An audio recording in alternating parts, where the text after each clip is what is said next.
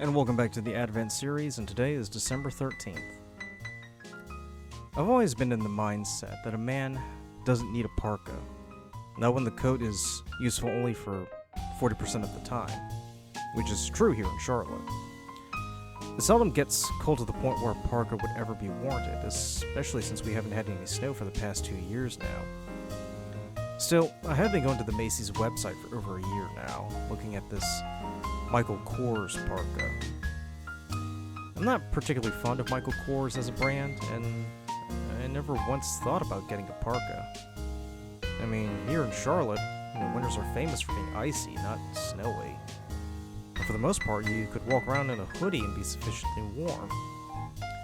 But I had begun to entertain the thought of getting a parka, as I've never owned one. But in my mind, I found it hard to justify getting one because the weather wouldn't permit it. And I go onto the coat section on the Macy's website every now and then, just checking in and wondering if it was worth clicking the Add to Cart button.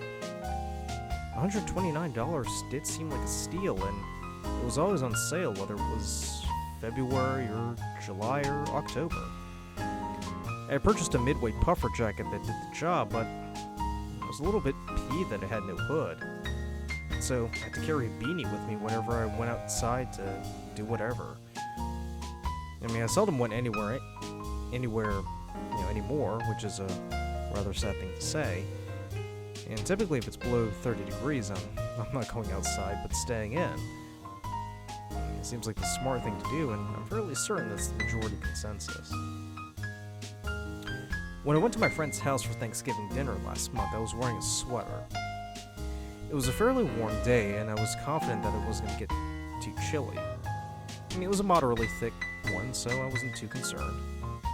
I mean, we ate, we drank, we had a good time, and as we were leaving, the moment I stepped outside, the chill, just bit right through. Now, it seemed that the sweater was a rather poor choice, but Lee was in shorts and a t-shirt, so by comparison, me wearing a sweater seemed like a smart idea. Still, it was thick cotton, and it could only do so much. I shivered all the way home, and when I sat down that night, I went to the Macy's website.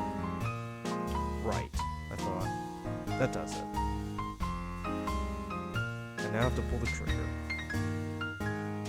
I considered getting another hooded puffer jacket prior to that night, but as much as I liked them, I decided not to go for them as I didn't want to have too many puffers in my closet. And I did want a super heavy winter coat.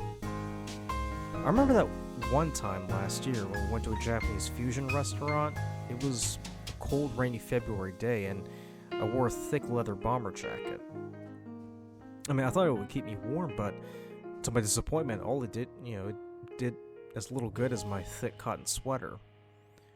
I was shivering even then, so I wore a sweater underneath, but I felt too bulky and could barely move.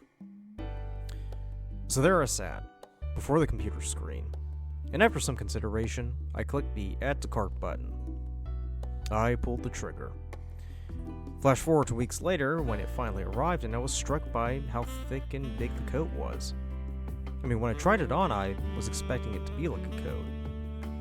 It appeared more like a jacket, but I cannot deny that it felt warm right away.